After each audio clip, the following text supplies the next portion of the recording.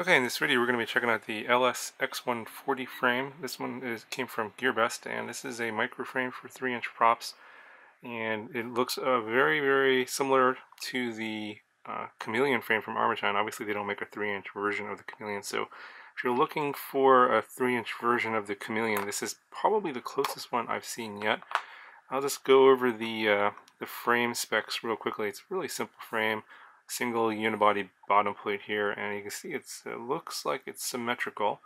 It's 140 millimeters motor to motor, 105, about 104, 105 millimeters side to side, and about 94 millimeters front to back. So it is an H-style frame.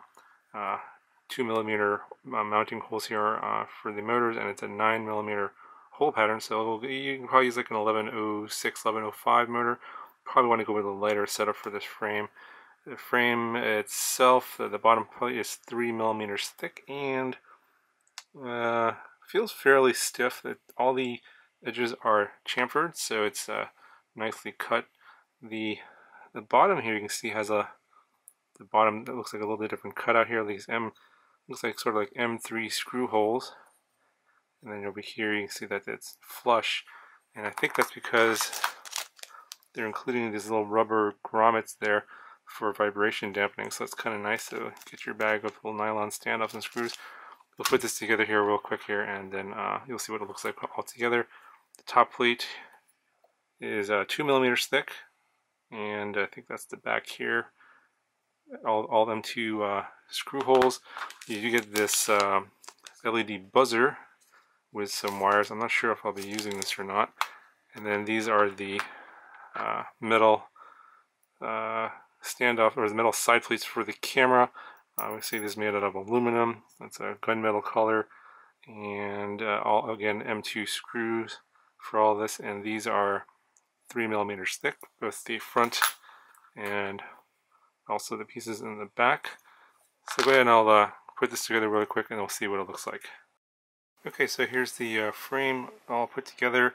Pretty simple, really. A couple things I would be concerned about are these M2 holes where these little screws go into the aluminum. I guess these standoffs here are these little side plates. Not a lot of carbon there. Very small amount of carbon on this side right here. So it would have been nice if they could have closed this off or redesigned this so that there's more carbon that basically the top grabs onto. So if you're going to top mount your battery, if you have a crash, a lot of that mass is going to pull on these 4 screws here, and that might actually cause that to break. Obviously you do top mounted battery or a bottom mounted battery. You can do either one here. Yeah, you got the M2 screws that goes also into the top here as well. Now getting these little rubber grommets in was a little bit tricky. You can see it sits flush on the bottom here, but then it sticks out on top. So you want there's like in the frame here, there's a part where you saw it looked like part of the hole was a little bit larger. That's on the bottom.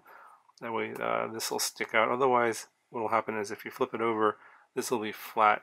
And what you don't want that. You want this on this side here where the flight controller is going to be. So you have this basically provides a little bit of dampening. See, it actually moves, and you want that to dampen the flight control. If it's the other way around, then it's going to be flat on this side. It's not going to, the dampening properties are going to be less.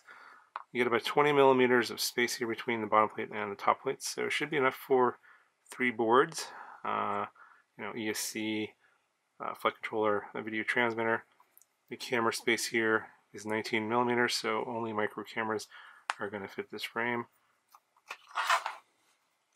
And the weight of the frame comes in about 32 grams, almost exactly.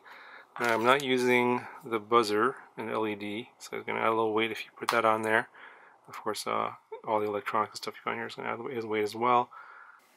So I think that for this kind of a build, you want to probably go with something lighter.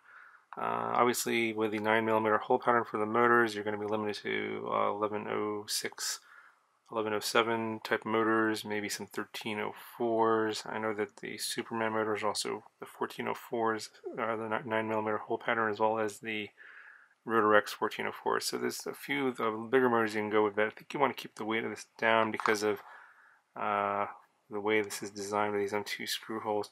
don't want a lot of massness, and might cause the frame to break here or on the bottom there, because not a lot of carbon grabbing onto the aluminum side plates. So I think I would go with, I think I'm going to build something maybe like with an 1105 motor with some 3-inch props on a 3S setup, something like that.